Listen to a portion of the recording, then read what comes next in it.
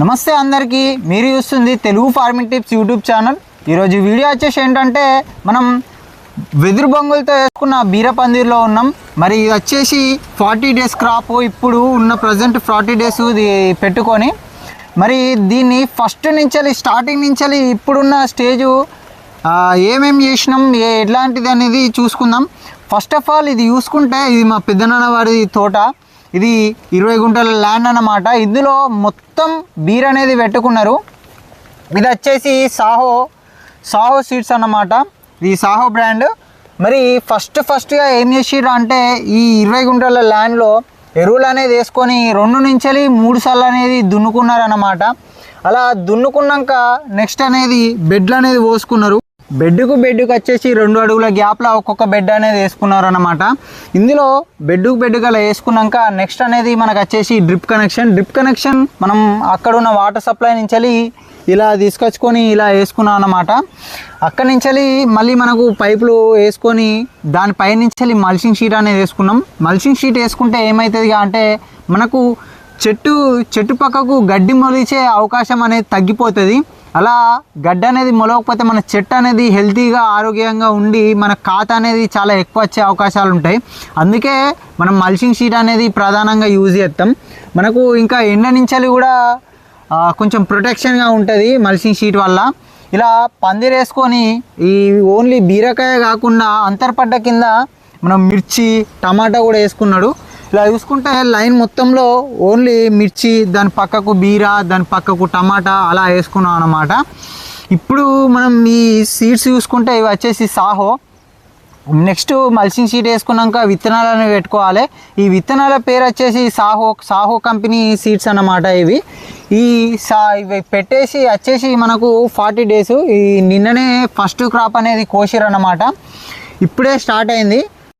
విత్తనాలు పెట్టుకున్నాక బొంగులు అనేది నాటుకున్నారు. ఈ బొంగులతోనే వేసుకోవాల్సిన అవసరం ఏంటంటే పర్మనెంట్గా వేస్తే చాలా ఖర్చు అవుతుంది అని చెప్పి ఇలా బొంగుల ద్వారా చేసుకున్నారు. ఇలా చేసుకుంటే చాలా వరకు ఖర్చు అనేది తగ్గిపోతుంది. మనకు వచ్చేసి మొత్తంగా ఈ 20 గుంటల్లో ఈ బొంగులతోనే సాగు చేయడానికి వచ్చేసి ఒక 30,000 దాకా ఖర్చు అయినాయి అన్నమాట. ఇంతే కాకుండా మనం బైనింగ్ తీగ తీసుకొచ్చి ఇలా పందిర్లాగా అల్లినాం. ఇలా అల్లితే తీగలు అనేవి ఇలా చుట్టుకొని మనకు కాత అనేది చాలా బాగా వస్తుందని. నెక్స్ట్ ఈ బొంగుల పాతుకున్నాక మనకు 20 రోజుల వరకు తీగలు అనేవి పందిరికి అందుతాయి అన్నమాట. ఇలా సుతీల దారాలతో సపోర్ట్తో మనకు పందిరికి అనేవి అందిస్తాం. ఇలా అందించినాక 20 రోజులలో పందిరికి అనేది చెట్టు అనేది అందుతుంది. ఇక 40 రోజుల్లో ఫస్ట్ క్రాప్ అనేది స్టార్ట్ అవుతుంది. మనకు చేతికి అనేది పంట వస్తుంది అన్నమాట. మరి చూసుకుంటే ఈ తోటలో డీటెయిల్స్ అన్నీ ఇలా ఉన్నాయి.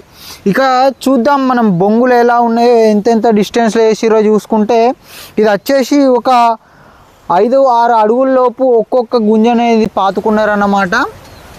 దానికి దీనికి ఎంత గ్యాప్ ఉందో దీనికి దానికి కూడా అంతే గ్యాప్ ఉంది. చూసుకుంటే ఇలా సైడ్లకు కూడా సపోర్ట్ల కోసం రాడ్లు లేదా అదే కంక బొంగుల్ని యూజ్ చేసి సపోర్ట్ల కింద వాడిర్రు వీళ్ళు. ఇలా అయితే చాలా మంచిగా ఉన్నది. ఇంతవరకు ఏ మందులు కొట్టకుండా ఆర్గానిక్గా వండించారు. ఇప్పుడు చూసుకుందాం మనం ఈ కాయలు ఎలా ఉన్నాయి ఏంటి అని విషయం చూద్దాం.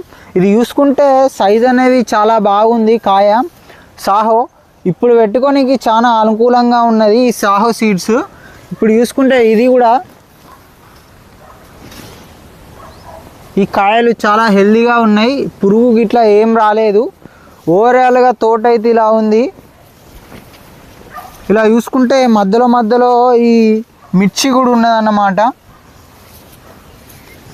ఈ కాయ సైజు చూసుకుంటే నా చేతి కన్నా చాలా పొడుగ్గా ఉంది. ఇది మీరు చూసుకోవచ్చు. చిన్న డ్యామేజ్ కూడా లేదు కాయకు.